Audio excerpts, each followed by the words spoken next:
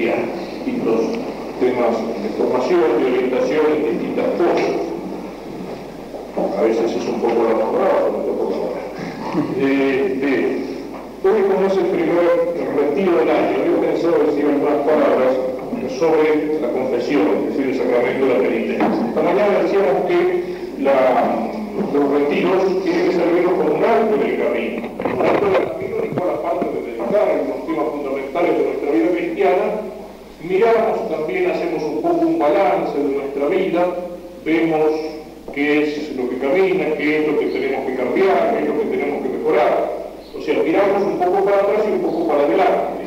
En ese sentido, precisamente, creo que tiene importancia, sobre todo por ser el primer retiro del año, pensar un poco sobre la confesión, que es precisamente el auxilio que tenemos por parte de Dios cada vez que hacemos un balance y queremos poner las cuentas en regla con el Señor, con nosotros mismos, con el prójimo, y es la fuerza donde tenemos que encontrar la fuerza para seguir después adelante.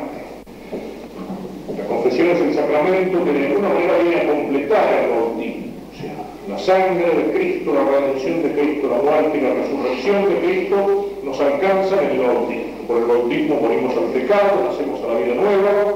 El bautismo, esos símbolos de la luz, del agua, el cirio que se entrega, la vestidura blanca, son signos del alma limpia, del alma en gracia de Dios, del alma en paz con Dios. Pero la vida cristiana no es solo el bautismo.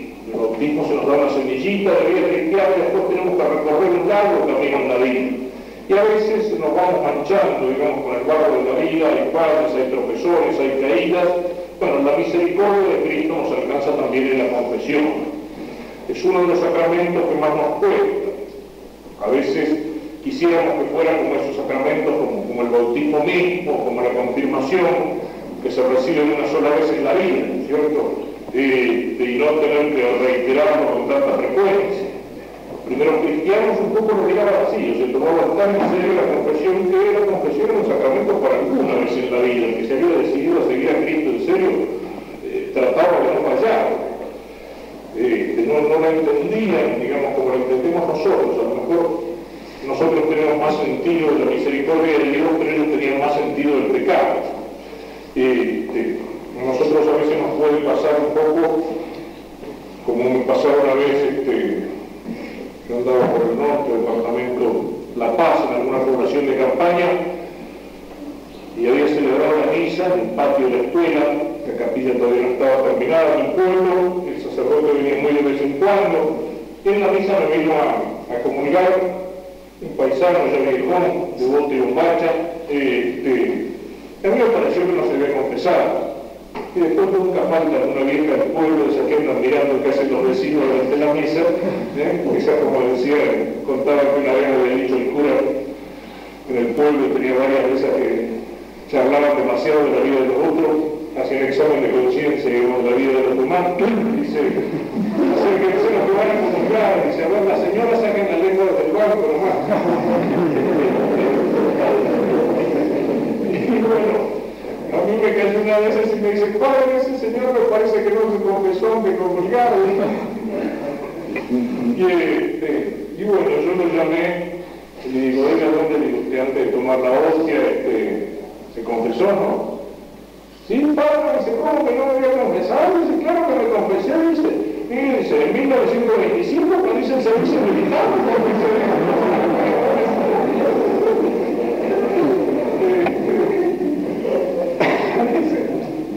A veces nos pasaría un poco como el paisano, el sacramento para alguna vez en la vida, porque es el que más nos cuesta. Precisamente por eso tenemos que pensar un poco en la realidad de este sacramento. O sea, para no acercarnos a él con temor, sino para saber descubrir también en la confesión la misericordia y el amor de Dios. En primer lugar, ¿qué nos dice la Escritura sobre esto?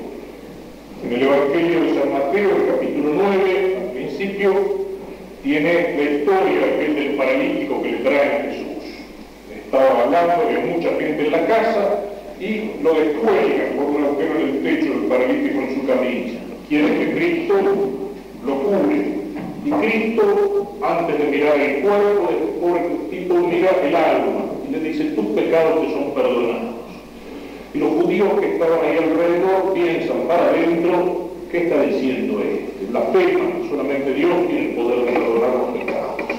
Y Cristo primero le lee el pensamiento, dice, ¿qué es lo que ustedes están pensando por ahí adentro? ¿Qué es más fácil decir? ¿Tus pecados te son perdonados o toma tu camilla, levántate y anda? Dice, para que veas que tengo el poder de perdonar los pecados, le dice el paralítico, toma tu camilla, levántate y anda. Y el paralítico se levanta, toma la camilla y lleva la camilla al hombro. O sea, Cristo habla y Cristo con sus hechos confirma sus palabras. Cristo afirma que tiene el poder de perdonar el pecado, Cristo muestra ese poder, los milagros de Cristo son como un sello al pie de las obras de Cristo que nos muestra, y al pie de las palabras de Cristo que nos muestra que esas palabras vienen de Dios. Cristo muestra que tiene el poder de perdonar los pecados. Cristo perdona los pecados de hecho. Aquella otra escena tan maravillosa que nos muestra San Juan en el capítulo 8, también al principio del capítulo, de esa mujer que había sido sorprendida al adulterio. Entonces, lo dice el Señor, la ley Moisés manda esto, ¿qué es lo que hacemos? Cristo, que se inclina, empieza a escribir en el suelo, una de sus actitudes misteriosas, hay varias interpretaciones, y al final dice, bueno, el que esté sin pecado te tire la primera piedra. Y entonces se hace un silencio, Cristo sigue escribiendo sobre el suelo, y dice San Juan, se fueron retirando todos, empezando por los más viejos. Y al final quedó allí solamente Cristo, que era el único que no tenía pecado. Y le dice, mujer, ¿ninguno te ha condenado? Dice, no, Señor. Bueno, dice, yo tampoco te condeno, pero le dice también, vete y no peques más. A veces se marca la misericordia de Cristo por el pecador. Cristo andaba con los publicanos, que eran cobradores de impuestos, y con las prostitutas y toda esa gente, pero claro, Cristo venía para salvar a los pecadores. Cristo va hasta el pecador, pero para levantarlo al pecador de su condición. Cristo es misericordioso, perdona el pecado, pero le dice, vete y no peques más. O aquella otra escena, capítulo 19 de Lucas, la de Zaqueo, aquel petizo que quería ver a Jesús cuando Cristo entraba en el pueblo. Y había mucha gente y Zaqueo estaba, como dicen, como petizo ante filio, corriendo detrás de la fila de gente, porque veía pasar a Jesús, pero él no podía ver nada. Entonces se sube a un árbol para ver a Jesús desde lo alto. Y este Zaqueo también era publicano, es decir, cobrador de impuestos. Tenía mucha fama el cobrador de impuestos en aquella época, como en todas las épocas. Digamos, en aquel tiempo la cosa era menos organizada, dejaban mayor iniciativa privada, entonces los impuestos iban a parar en una buena parte del bolsillo de los cobradores. Esa es la mala fama de los publicanos en el Evangelio. Y entonces cuando Cristo pasa por ahí abajo, lo ve sobre el árbol, también Cristo conoce las almas, conoce las conciencias, y le dice, vaya Zaqueo, porque voy a ir a alojarme en tu casa. Zaqueo hace una gran fiesta, y en la fiesta Cristo le ha cambiado el corazón, le dice, Señor, voy a dar la mitad de mis bienes a los pobres, y si alguno he defraudado, si alguno he dañado con mis manejos, con mis negocios, le voy a devolver el doble de aquello que le ha quitado. Se nos muestra la actitud del pecador arrepentido, que no solamente se arrepiente, sino que trata en lo posible de reparar aquello que ha hecho. También Cristo nos muestra con sus milagros el poder que Él tiene sobre el pecado. Los milagros de Cristo son precisamente como un símbolo del poder que Cristo tiene. Y de estos milagros, tal vez el milagro de Cristo que más toca la realidad del pecado son las curaciones de los leprosos. O sea, la lepra viene a ser algo así como la imagen en el cuerpo de lo que era interiormente el pecado. Sobre todo, digamos, en aquella época donde no había ninguna forma de curación humana para la lepra. El leproso entonces, su carne se iba corrompiendo sobre el cuerpo, se iba cayendo a pedazos, digamos, como si uno se fuera pudriendo en ti. Y esa imagen del leproso del tiempo de Cristo es algo así como la imagen viva de la realidad del pecado. Como el alma en la cual se van produciendo primero manchas, cuando en las manchas de la lepra se pincha o se hiere, no se siente, se vuelve insensible. También el alma que se va manchando por el pecado se vuelve insensible de alguna manera, no reacciona, y luego, precisamente por reconociendo como una corrupción en vida. Si nosotros pudiéramos tener la imagen de lo que es un alma en pecado, verdaderamente nos espantaríamos. Nuestro tiempo ha perdido el sentido del pecado. Eso quiere decir que tiene mucho menos sentido de lo que es el amor de Dios. El leproso también estaba como afuera de la comunidad, no podía entrar en los pueblos, tenía que andar afuera en los campos, en los montes, y tocar la campana cuando se acercaba de lejos para dar a conocer que venía un leproso. Estaba como excomulgado, separado de la comunidad. Esa era la imagen de la separación de la comunidad religiosa y al mismo tiempo esa separación de la comunidad, esa separación de la comunidad es algo que de alguna manera conserva el cristianismo, aunque no con la fuerza de alma. ¿Cierto? El hecho de que aquel que tiene el alma manchada por el pecado grave no puede acercarse, comulgar, indica esa separación de la comunidad. Es un poco como una excomunión, no en el sentido jurídico de comunión eclesial, pero sí que está separado de la comunión, es decir, separado de la comunidad. El pecador en eso es como un miembro del cuerpo de Cristo, todavía si no ha perdido la fe, pero como un miembro muerto, como un miembro paralítico.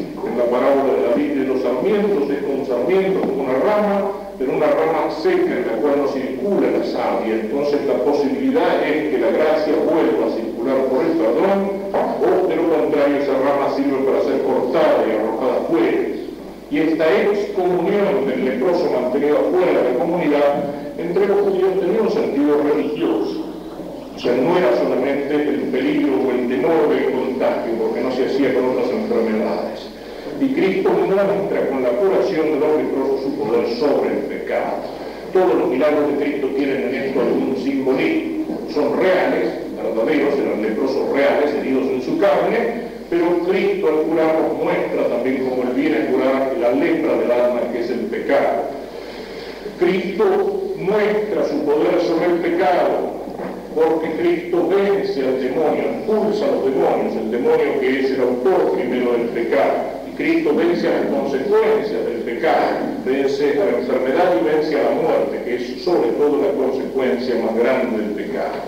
La muerte del cuerpo, pero sobre todo la muerte del alma. Cristo nos muestra con su propia resurrección el triunfo sobre la muerte. Jesús no solamente tiene el poder de perdonar los pecados y de hecho los perdona y nos alcanza el perdón por su crucifixión, sino que Cristo le da a su iglesia este poder de perdonar los pecados. En primer lugar a Pedro cuando le da el poder de atar y desatar. Y le dice que lo que ate en la tierra o lo que desate en la tierra será desatado o atado en el cielo. Y luego de su resurrección le dice a los apóstoles, capítulo 20 de San Juan, versículos 22 y 23, recibid al Espíritu Santo, los que le perdonéis los pecados, les serán perdonados, y los que se los retengáis les serán retenidos. Es decir, Cristo le da a su iglesia el poder de perdonar los pecados. Y a veces es la primera cosa que nos cuesta un poco entender, y es la dificultad que hacen los protestantes a este sacramento. Y es la dificultad que ahora menos, pero hace algunos años atrás se puso muy de moda en algunos ambientes católicos. Yo me confieso con Dios, yo le pido perdón a Dios directamente, ¿por qué tengo que ir al cura? Habitualmente esto suele ser un poco una excusa.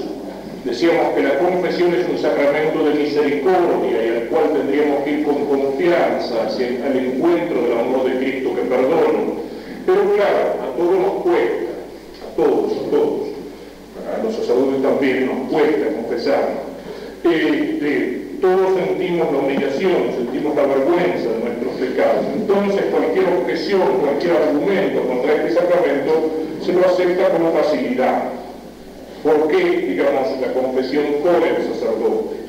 También nos muestra Cristo esto en su actitud con el leproso.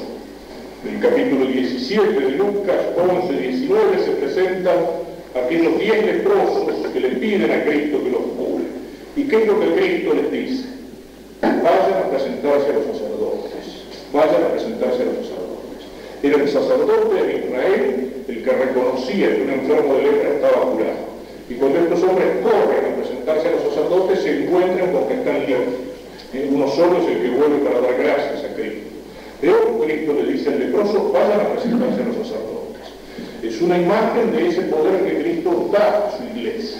¿Por qué con el sacerdote? En primer lugar porque Cristo así lo quiso.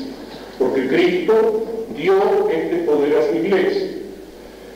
Cristo podía haberlo hecho de otra manera, pero ¿por qué lo hizo? Precisamente aquí entra la dimensión eclesial del pecado. Mi vida religiosa, mi vida cristiana no es solamente una cosa o un problema entre Dios y yo. No es solamente un problema entre Dios y yo. Cuando por el bautismo he sido hecho cristiano, se me borró el pecado y nací de vuelta como hijo de Dios. Pero al mismo tiempo fui incorporado a la iglesia. Entonces todo aquello que yo hago como miembro de la iglesia, como miembro de ese cuerpo de Cristo, que es la iglesia, de alguna manera afecta a la iglesia. No hay en mi vida cristiana nada que sea totalmente privado. De alguna manera sí, pero totalmente privado no. Por eso es absurdo hablar a veces de misa privada. Se puede hablar de una misa con asistencia del pueblo y de una misa sin asistencia del pueblo. Pero cuando un sacerdote celebra su misa con un solo monaguillo o la celebra solo, esa misa es una cosa de la iglesia. Y ahí la gracia de esa misa se derrama sobre las almas del purgatorio, influye de una manera misteriosa en todo el cuerpo de la iglesia, y la iglesia es triunfante, los ángeles y los santos están presentes en esa misa. Y en la iglesia tiene esa dimensión social también la oración de la monja carmelita o la oración del cartujo en su celda. Por eso mismo es lo que la iglesia ha reconocido cuando puso a Santa Teresita, la monja de clausura, como patrona de las misiones, junto con San Francisco Javier, que va llevado por el entusiasmo de Cristo hasta llevar la palabra de Cristo y morir en las puertas de la China. La iglesia sabe que la oración de la carmelita o del cartujo aislado, solitario en su celda, tiene tanta fuerza como la del misionero que va a predicar a Cristo a la otra punta del mundo. Y eso que pasa para el bien también es algo que pasa para el mal. Mi pecado no es solamente una cosa entre Dios y yo. Hay pecados que afectan a los otros. Si yo robo, si yo mato o hiero a otro, si yo calumnio a una persona, eso estoy haciendo daño al otro. Pero un pecado personal, aquel pecado que se me queda guardado en lo más íntimo, en lo más profundo de mi conciencia, aquel pensamiento malo, aquel odio, aquel rencor que uno puede tener al otro, a lo mejor por afuera lo disimula con una sonrisa, no lo muestra, pero sin embargo ese pecado está hiriendo de alguna manera al cuerpo de Cristo, al tesoro de gracia de la iglesia.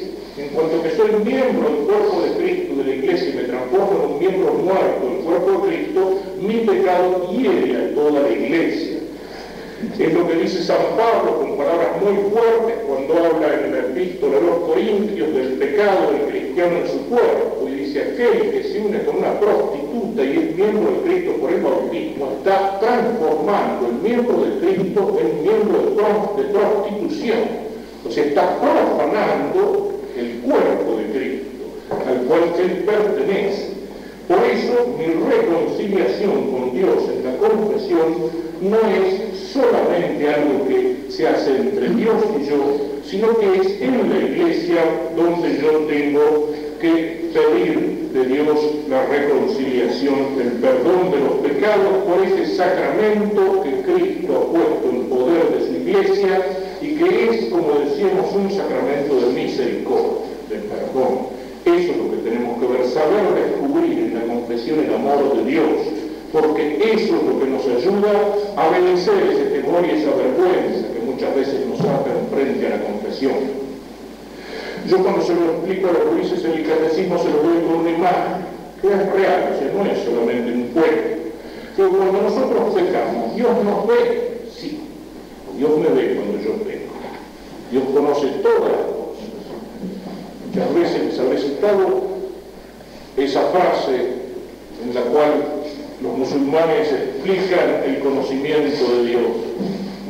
Alá, dicen ellos, ve una hormiga negra sobre una piedra negra en una noche oscura.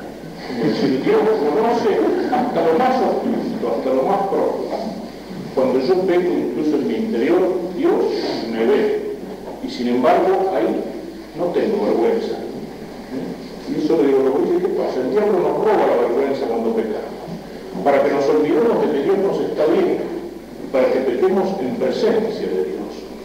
¿Cuántas cosas en nuestra vida que a lo mejor nos avergonzaríamos si las conocieran nosotros? Nos avergonzaríamos de hacerla delante de los demás. Nos avergonzaríamos si los demás nos conocieran, o sea, si lleváramos todo nuestro prontuario personal escrito en la frente, ¿no es cierto? Alguna vez uno se puede imaginar lo que sería si nosotros en la frente tuviéramos como una pantalla de televisión donde pasaran todas nuestras imágenes y todos nuestros pensamientos. Muchas veces tendríamos que andar con una gorra o con un sombrero. Si todo el mundo pudiera estar viendo lo que llevamos por adentro, ¿no es cierto? Y sin embargo, Dios me ve y yo me olvido de eso y peco y ofendo a Dios, y las cosas que me avergonzaría de hacer delante de los demás y que no quisiera que en mi vida nadie me conociera, delante de Dios las hago con toda tranquilidad. Y después, ¿qué hace el diablo con la vergüenza? Se la guarda. No le sirve para nada. O sea, el diablo es sinvergüenza. Entonces no sabe qué hacer con la vergüenza y la devuelve. ¿Cuándo nos devuelve la vergüenza el diablo? Cuando tenemos que confesarnos. Ahí aparece el diablo mudo, que es uno de los más eficaces entre todos los diablos que andan sueltos por ahí. Nos devuelve la vergüenza cuando tenemos que confesarnos. Trata de que no lo hagamos, de que lo vayamos postergando para mañana, para la semana que viene, para el mes que viene, para el año que viene, y cuando vamos a confesarnos trata de atarnos la lengua, de taparnos la boca, para que no las digamos, o por lo menos no las digamos todas, no las digamos todas. Estaba hablando también en una de nuestras zonas de campaña, que hay unos bolicheros bastante famosos en la zona, ¿no? Y a veces se celebra la misa ahí enfrente, y me dice, uno de los paisanos me dice, y fulano no lo ha confesado, ¿no? Y dice, porque mire que si lo va a confesar a eso tendría que pasar un rato largo. Dice, bueno, dice, a menos que confesara como hacen algunos, dice nada más que los pecados de superficie. un poco hoy puedo aprovechar para meterme con las mujeres, que somos todos hombres. Un día se lo dije en una capilla y se me enojaron algunos, un poco como hacen las mujeres cuando largan, porque van a venir visitas pero están medio apuradas, entonces meten la basura abajo de la alfombra o abajo de un armario, ¿no? Digamos, a veces pasa eso con la confesión, a veces.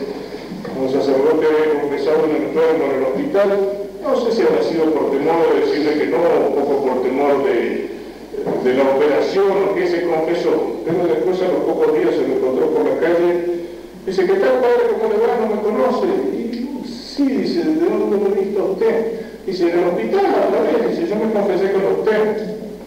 Y dice, no se vaya a creer que le dije todo.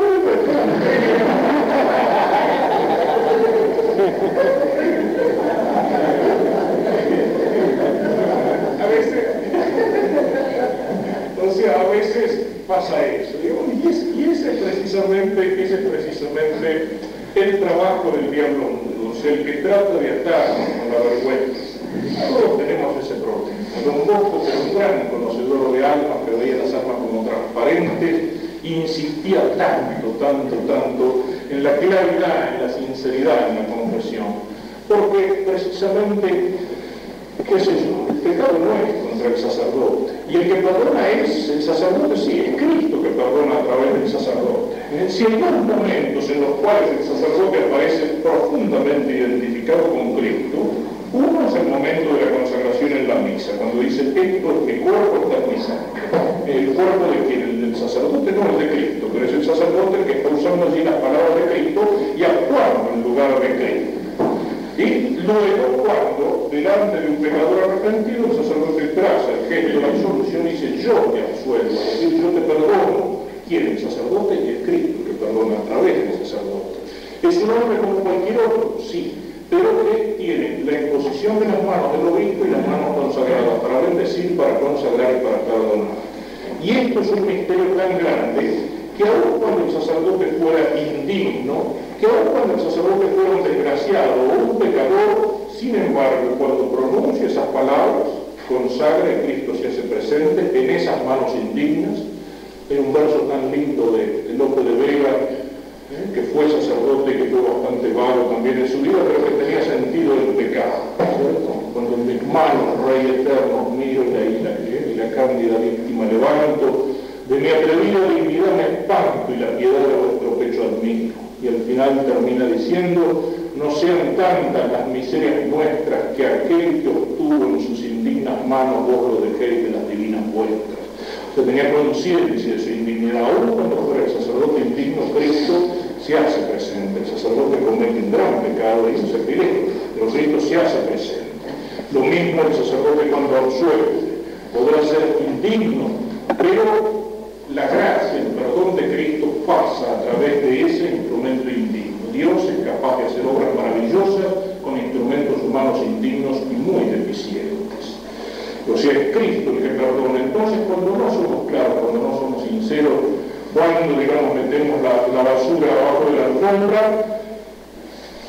eso nos sirve. Podemos engañar al sacerdote, pero a Cristo no. Y es Cristo el que perdona, y ahí no puede negar su perdón por nuestra falta de sinceridad. La vergüenza, el demonio mudo. ¿Cómo hay que hacer para vencerlo? ¿Cómo hay que hacer para vencerlo? En primer lugar, hay varias cosas que es conveniente pensar, y esto sí de una manera concreta, ¿cierto? Una de las primeras cosas que la Iglesia le indica al sacerdote cuando el sacerdote se va a sentar a confesar es pensar que uno también es pecador, precisamente para ser misericordioso en el juicio sobre aquel que viene a confesarse. Y que si esta falta o este pecado no fue cometido ha sido por la gracia de Dios, que no quiso que lo cometiera, y no a lo mejor porque yo sea mejor. Por otra parte, ¿cuántas veces uno escucha ese argumento barato, que son tanto a veces así, qué sé yo, los pastores protestantes, los testigos de Jehová, o a veces en el chismerío de la gente, ¿no es cierto? No, los curas inventaron la confesión para enterarse de los pecados de los demás. Como si fuera el chusmerío de vieja que se entera de todas las cosas de las vecinas del barrio. Pero francamente, si fuera para eso seríamos tan tontos los curas, porque no creen que es fácil la confesión. Aparte no crean que es muy divertida. Cada uno conoce sus pecados y tiene vergüenza de sus pecados, pero los hombres inventan muy pocas cosas. Había una de esas musiquitas así populares, no sé si era un bolero, esas cosas más o menos tontas, que decía: yo tengo un pecado nuevo que quiero estrenar contigo. Es difícil inventar un pecado nuevo, efectivamente. O sea, la cosa no es muy variada, no es muy divertida. Y por otra parte exige verdaderamente un esfuerzo, una tensión interior, una serie de cosas pero precisamente incluso por eso mismo lo de la vergüenza no tiene sentido. Un novelista católico inglés ponía el caso de un asesino que había matado a una persona y que buscaba a quien contarle su crimen, y se lo cuenta a un amigo y el amigo le vuelve las espaldas horrorizado: jamás hubiera pensado eso de vos. Y se lo va a contar a un pastor protestante que no confesaba, pero necesitaba contárselo, y entonces le dice: has derramado la sangre del hermano, sos un Caín, etc. Y este pobre hombre desesperado llega a una iglesia católica, se arrodilla en un confesionario y larga todo el dolor de su alma y le dice: he matado. Y el sacerdote le dice: ¿cuántas veces?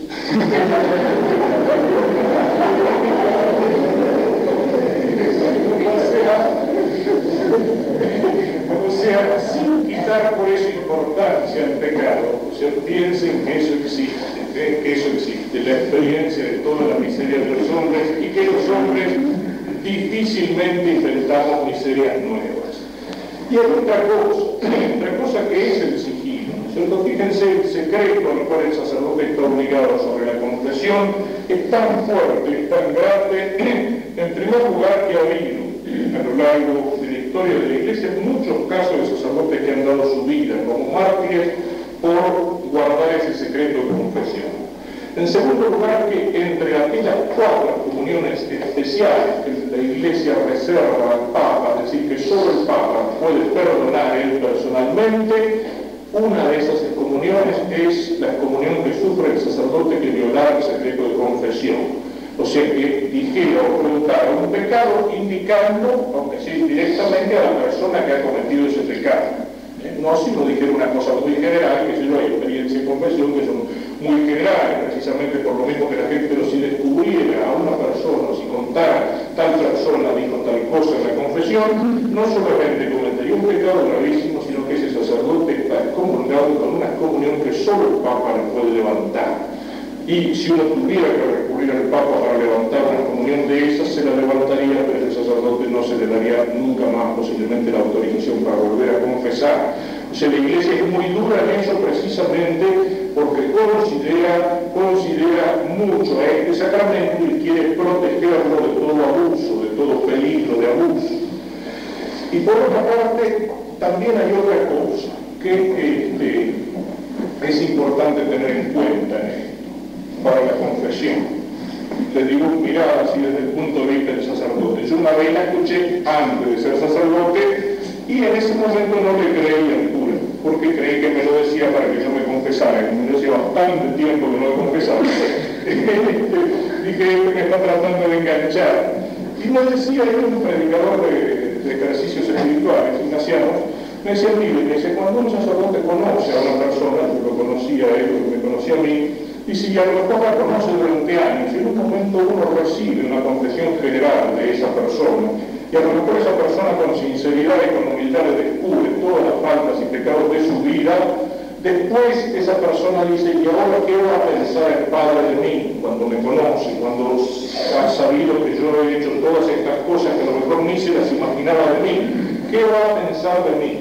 Y me decía este sacerdote, no solamente uno no piensa, sino que al contrario, uno toma más aprecio por esa persona después que ha escuchado su confesión, incluso cuando se trataba de la confesión general donde aparecieron faltas graves. Yo ya les digo, cuando me lo dijo eso, dije que esta es una linda forma de engancharla para que se le haga una confesión general. Pero después, digamos, con los años, me tocó ver las cosas desde el otro lado del mostrador, digamos. O sea, no como penitente, sino como confesor. Y entonces he llegado a la experiencia de que, y varias veces me he acordado de lo que me decía este sacerdote, he llegado a la experiencia de que es cierto, verdaderamente es cierto. No sé cuál será la explicación, posiblemente haya una gracia de Dios, mejor dicho, sí tengo una explicación, creo que hay una gracia de Dios. Creo que hay una gracia de Dios en eso, pero digo francamente, a veces uno pasa, por ejemplo, en una parroquia, un largo tiempo de confesiones, y por ahí vienen todas esas confesiones, digamos, sencillitas, el chico con sus cosas del chico, la viejita piadosa que se confiesa todas las semanas o cada 15 días y que viene con sus pecaditos que apenas si son pecados, con haberse distraído del rosario, con todas esas cosas así. Y por ahí, digamos, en medio de todas esas confesiones comunes, digamos, garantizadas, le cae a uno, digamos, el pescado gordo. Padre, hace 20, hace 30 años que no me confieso, y detrás de eso aparecen toda una serie de cosas grandes. Bueno, uno cuando recibe una confesión de esas, francamente uno se llena de alegría. Uno en ese momento siente ganas de darle un abrazo a la persona que se ha confesado y uno interiormente siente algo como diciendo, bueno, hoy me gané el día. O sea, si hubiera sido esta sola, valía la pena.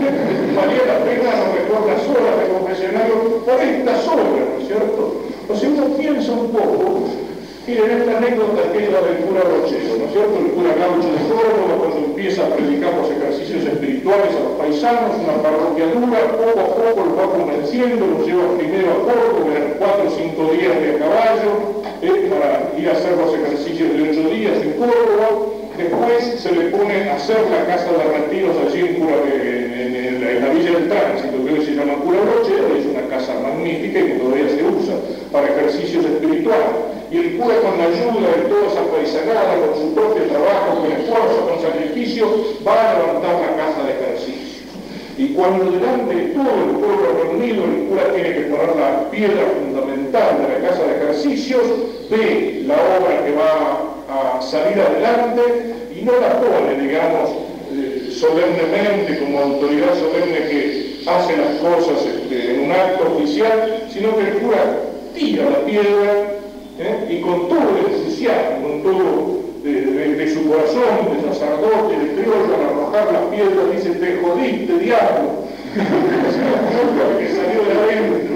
Bueno, esa misma exclamación en el fondo, digamos, es la que puede hacer un sacerdote cuando se encuentra con una confesión de esas de veras y de las grandes. Te jodiste, diablo. O sea, es un triunfo de Cristo, es una derrota del diablo en esta alma.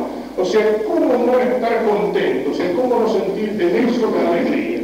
O sea, el sacerdote de alguna manera siente en ese momento aquello que dice Cristo, de la alegría que hay en el cielo por un pecador que se convierte, de la alegría que siente el pastor cuando sale a buscar la oveja y encuentra la oveja perdida, de la alegría que siente aquella mujer que busca la moneda perdida y al final la encuentra. Es la alegría de la oveja perdida que vuelve, la alegría de la derrota del diablo y del triunfo de Cristo en esta alma, del triunfo de Cristo en esta alma. Pensemos un poco en estas cosas, pensemos un poco en estas cosas y que todo esto nos ayude para vencer siempre en nuestra vida las tentaciones del demonio mundo, para ser claros, para ser sinceros en nuestra confesión. Hoy se ha perdido a veces mucho el sentido del pecado y eso a veces se muestra. Uno a veces ve con temor en las iglesias nuestras de qué manera aumentan a veces las colas de gente que se acerca al confesionario, a la comunión, y de qué manera esas colas en el confesionario no aumentan en la misma proporción. O sea, ¿cómo vamos a recibir a Cristo? ¿Cómo vamos a recibir a Cristo? No sé. Uno no puede juzgar, pero a veces nos preguntamos, ¿no hay a veces una falta de sentido de pecado? Es cierto, para recibir a Cristo en la comunión no tenemos que ser ángeles. La comunión es una fuerza para hombres que estamos aquí en la tierra, que aunque tratemos de vivir en gracia de Dios, siempre estamos manchados por pequeños defectos. Pero el cuidado para recibir a Cristo en el corazón, en el alma, en la comunión, tiene que ser aquel que la Santísima Virgen tiene que haber puesto cuando ella prepara el pesebre para el nacimiento de Cristo. Un comedero de animales, paja y suciedad, bosta. La Virgen con sus manos de madre tiene que haber limpiado esa paja y tiene que haber quitado cualquier espina que pudiera lastimar la carne del niño. Así, digamos, el cristiano tiene que preparar su alma para recibir a Cristo en la comunión. Ofrecerle un pesebre, a lo mejor pobre, pero por lo menos limpio para recibir a Jesús. San Pablo lo dice más fuertemente: el que come y bebe indignamente el cuerpo y la sangre del Señor, come y bebe su propia condenación. O sea, eso nos lleva a la necesidad de confesar clara y sinceramente, sin vueltas, sin temor, el pecado mortal que es el que mancha el alma siendo indigna de recibir a Dios. La confesión puede ser la confesión hacia el igual, puede ser, y alguna vez en los ejercicios generales conviene hacerla la confesión general de toda la vida, o cuando a lo mejor venimos arrastrando algo que cuesta, cuando venimos arrastrando algún nudo, alguna cosa que no está muy clara ahí adentro, a menos que uno tenga la tendencia al escrúpulo, a la inquietud, al temor, a vivir un poco en la angustia, que el pensar en estas cosas le haga daño adentro, no, entonces mejor que no, nada de confesiones generales, confiar en la misericordia de Dios.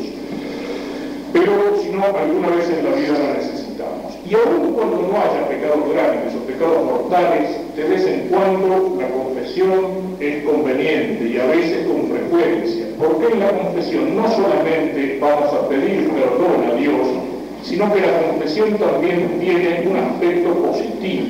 En la confesión pedimos no solamente el perdón por los pecados pasados, sino que pedimos también la gracia del sacramento para tratar de evitar los pecados futuros y para tratar de responder mejor a Cristo en nuestra vida cristiana.